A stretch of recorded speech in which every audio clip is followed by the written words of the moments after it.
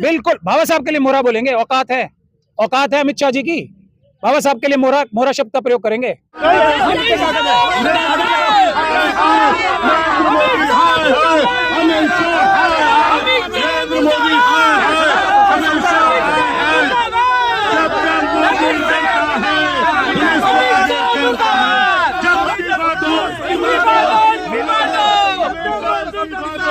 नमस्कार, मैं इल्मा खान और आप देख रहे हैं अमन न्यूज। और हम इस वक्त मौजूद हैं दिल्ली के जंतर मंतर पर, जहां पर गृह मंत्री अमित शाह को लेकर यहां पर धरना प्रदर्शन करने की यहां पर कोशिश की गई, लेकिन यहां पर पुलिस ने उन लोगों को रोक दिया गया। यहां पर शांति से यहां पर जो लोग इकट्ठा हुए थे उनको अपनी बात रखने का मौका दिया गया।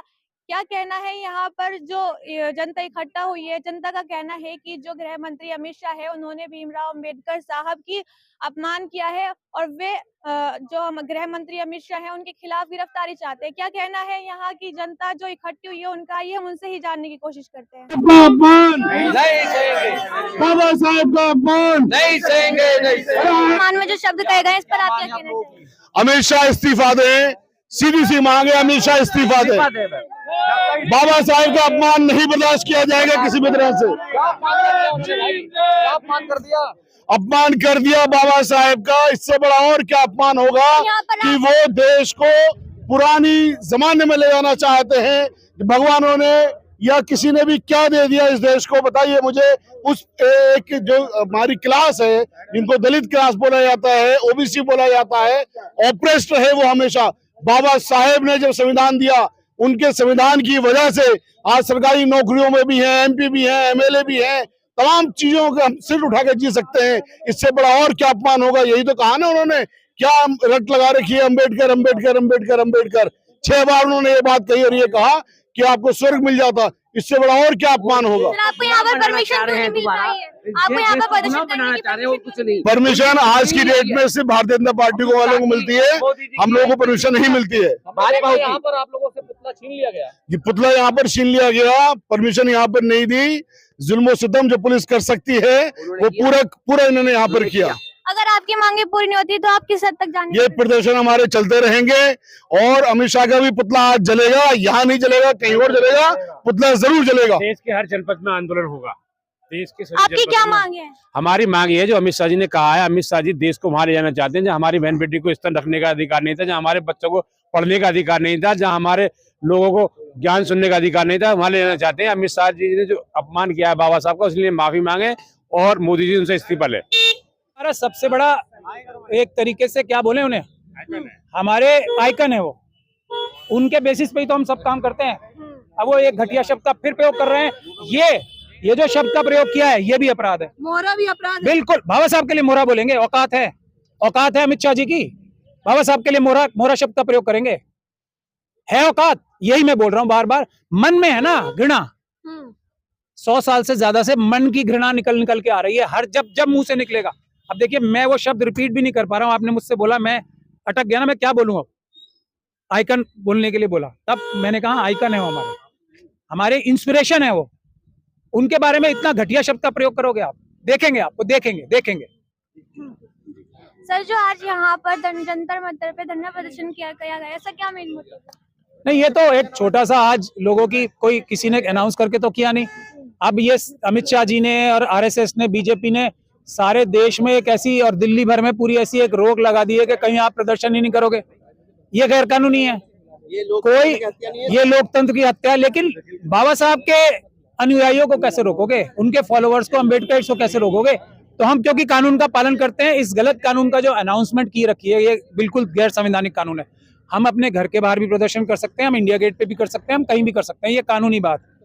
अब लेकिन एक जगह है जो निर्धारित की गई अमित शाह पुलिस ने, तो हम वहां पे आए हैं। ये सिर्फ एक सिंबॉलिक है, आज शुरुआत है, ये बात समझ लें। जब तक ये लड़ाई चलेगी, जब तक अमित शाह जी ये माफी से कुछ, ये फिर वही गलत बात है, ये माफी से कोई काम नहीं चलने वाला। जो लोग कह रहे हैं ना इस्तीफा दो, माफी दो, ये सब गलत बात है। हम इसमें विश्वास नहीं करते जो सच्चे अम्बेडकरवादी हैं। माफी मांगे या ना मांगे, ये उनका है। हम कानूनी कार्रवाई करेंगे, ये है हमारा कहना। माफी मांगने से आप किसी क्या इतना बड़ा घृणित कार्य कर दो, माफी मांग ली।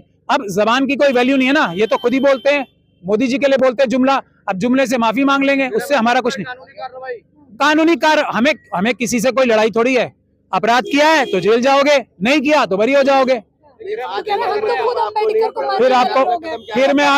फिर आपको समझा रहा हूँ, गृह मंत्री जी अलग चीज होते हैं, अमित शाह जी अलग चीज होते हैं। अमित शाह जी गृह मंत्री तब तक रहते हैं जब तक वो कानून और संविधान के अंतर्गत कार्य करते हैं।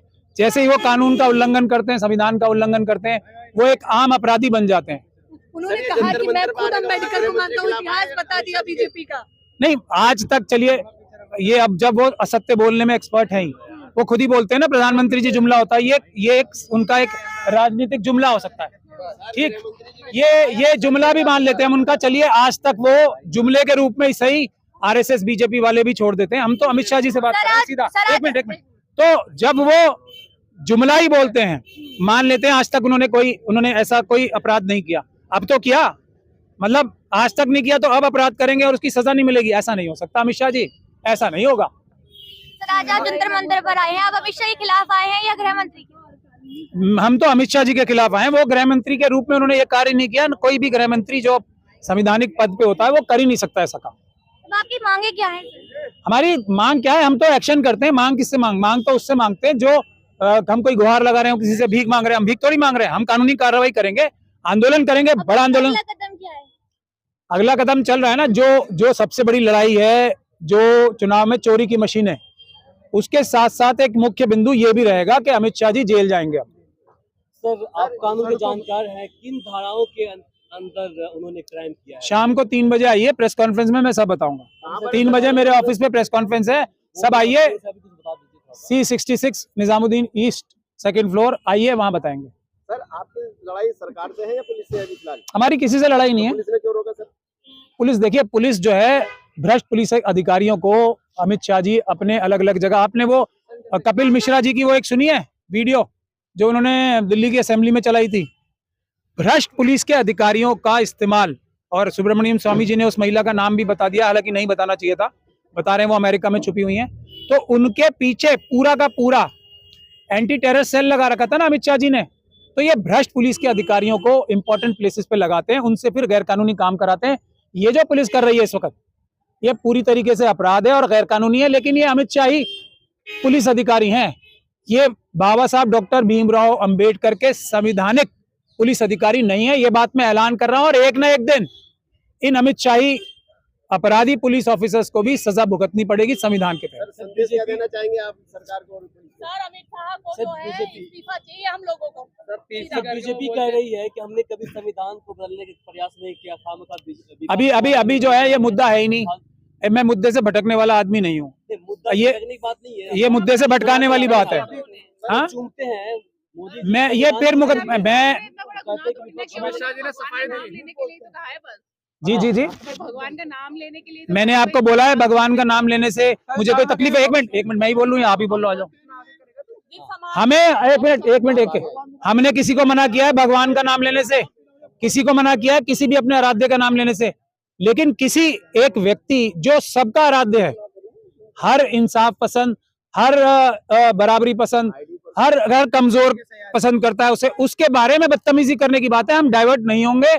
आप भगवान का नाम लें, स्वर्ग जाएं, ये इससे हमें कोई परेशानी नहीं है। ये भी बाबा साहब डॉक्टर भीमराव अंबेडकर के संविधान ने आजादी दी है।